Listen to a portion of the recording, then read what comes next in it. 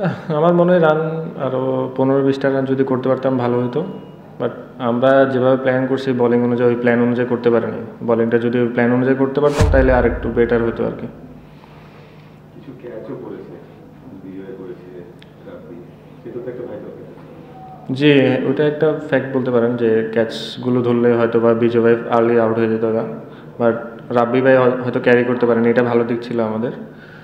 ক্যাচগুলো ধরাটা ইম্পর্টেন্ট আমাদের, আমি মনে করি ফিল্ডিং আর একটু যদি ইমপ্রুভ করতে পারি ভালো হবে।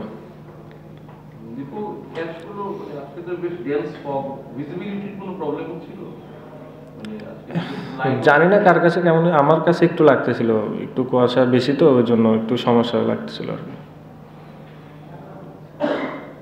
আপনার 41 বলে 50 করেছেন, ওটা কি আপনার নিজের মনে হয় যে আরেকটু অ্যাক্সেলারেট করতে পারলে ভালো হতো দলের জন্য?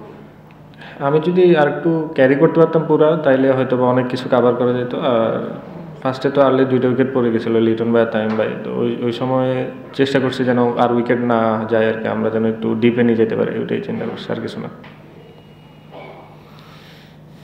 দীপু, তাসকিন যখন পরের স্পেলটা আসলো আপনাকে দিয়েই শুরু হলো তার উইকেট শিকার একের পরে, আপনার দলে থেকে এসে খুশি হওয়ার কোনো কারণ নেই, কিন্তু টি-20তে একটা বলার 7 উইকেট নিয়েছে, এটা দেখে কেমন?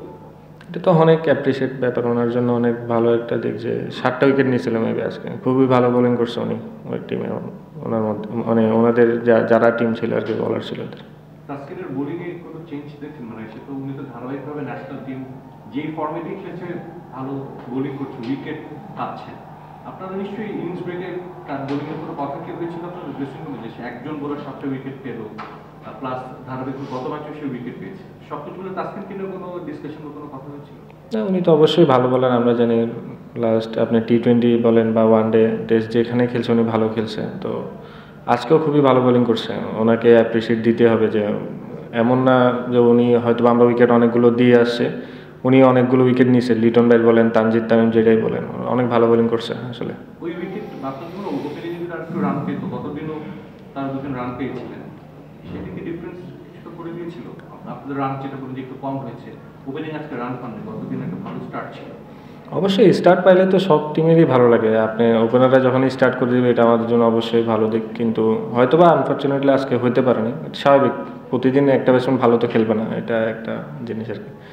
তো ওইটা সমস্যা না, আমি আর ওইয়া কাভার করছিলাম আর একটা আমাদের ফরেনার যা ছিল আর কি।